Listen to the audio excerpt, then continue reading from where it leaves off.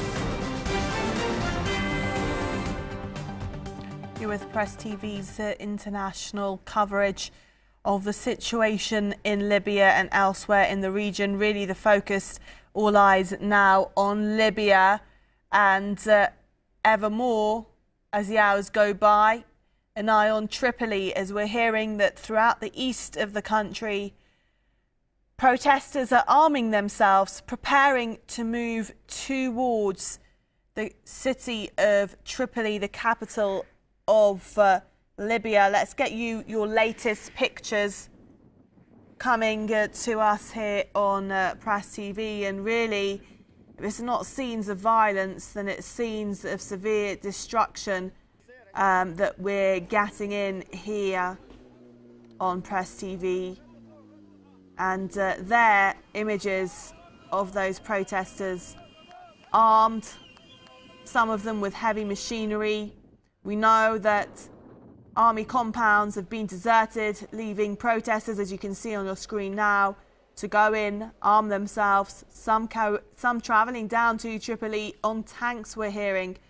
In the last hour and a half, we've been hearing from notorious leader Muammar Gaddafi.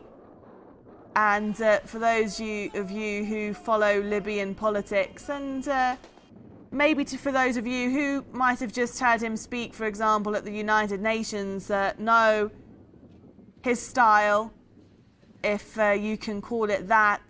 It's usually pretty long. It's hard to figure out what he's saying through what you might call the rambling. But again, some very key threats, it seemed, coming out of his speech. He at one point compared himself to the Queen of England. I'm sure a comparison she'd have a word or two to comment about. But in that sense, he was portraying himself as King Gaddafi of Libya, saying that he did not have any authority to enforce law. He was more of a symbolic leader. Again, as it seems, we've heard from him, and as we've heard from his son, adamant that these people out on the streets are just youth on hallucinative drugs. So again, an indicator to that. I think a key development in the last half hour, and Muammar Gaddafi actually did allude to it in his speech. He said, well, once we lose control of the oil, what are you going to do? And two things to bear in mind here. One is that, of course, some of the world's biggest oil giants have massive contracts in this country, the country in Africa with the most oil reserves right across the continent, a strategic country. We are hearing in the last half hour that key Libyan oil and product terminals to the east of the capital are now in the hands of rebels who have seized control. Those depots from leader Muammar Gaddafi.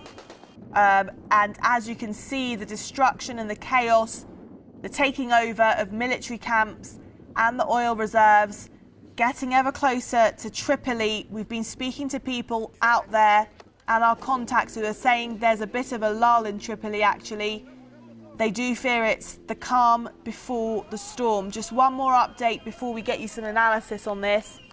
We're hearing that 10 people have been killed, dozens more wounded, when pro-government forces attacked the Libyan town of Al-Zawiya. That's about 50 kilometres from the capital, according to Libyan newspapers. and we are keeping an eye on developments there.